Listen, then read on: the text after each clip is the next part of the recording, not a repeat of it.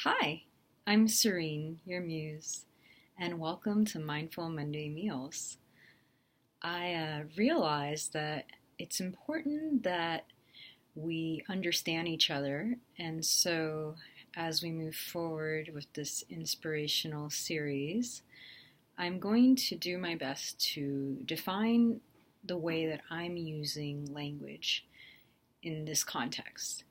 And so for today, I am going to talk about mindfulness and what nourishment means to me, as well as some of the other words that I used in my original introductory video so that we can be on the same page. And the reason that I believe that this is really important is because many of us understand the words that we use, or at least we think we do, but we use them in different ways.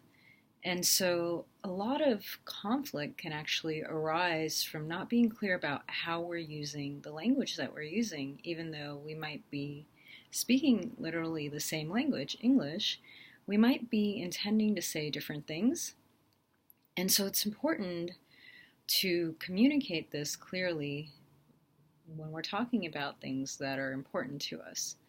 And because I have felt called to create this inspirational series, it's important to me to make sure that you understand me so that I'm able to truly inspire, empower, and educate you so that you can live up to your highest potential and your purpose. So mindfulness for me is about being present, about being aware, about being intentional. And part of the reason that I've named this Mindful Monday Meals is because a few years ago I had this idea that I would get together some of the most interesting people I know together for a mindful meal. And we would get together and there would be no technology and we would just discuss ideas without any outside distractions, because I feel like in this day and age that people are almost married to their technology and they're missing out on life. They're missing out on human connection, on human collaboration, on understanding one another, and in a way we're not evolving as much as we could be as a species because we're not present. And so mindfulness is about being fully present and fully intentional as much as possible, because we get the most out of life when we're fully present and intentional. So that's where the mindful aspect comes from. And as far as meals go, at the end of the day, everything is energy, right? And so we know that thoughts are actually things. They don't just become things. We can now measure thoughts. We can predict thoughts. We have the technology in this day and age, 2019. It's amazing.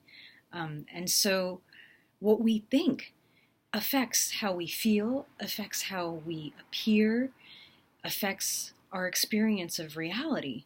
And so we need to be aware of what we're thinking and in control, and not allowing our mind to just run off wherever it wants to, but actually training our mind to work for us, to have positive thoughts so that we have positive feelings, so that we're inclined to make positive actions. And so, to me, when I say meals, I'm not just talking about what you literally put into your mouth, into your body. Yes, that is a meal, and you should be mindful about that as well, because your body is a temple. But you also have to be mindful about what you're putting in your mind, right? What are you listening to? What are you reading? What are you watching? Who are you spending your time with? What are they doing?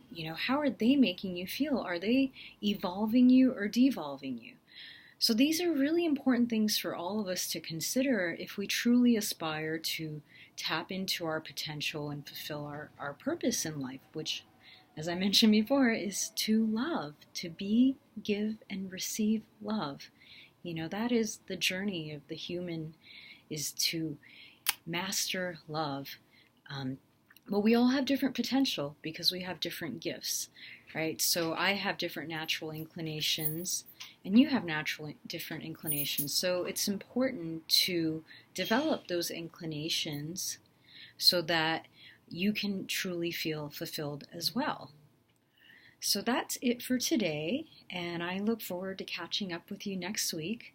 Please leave comments, share feedback, Subscribe and share this page with anybody that you believe will be inspired. And I'll catch you soon.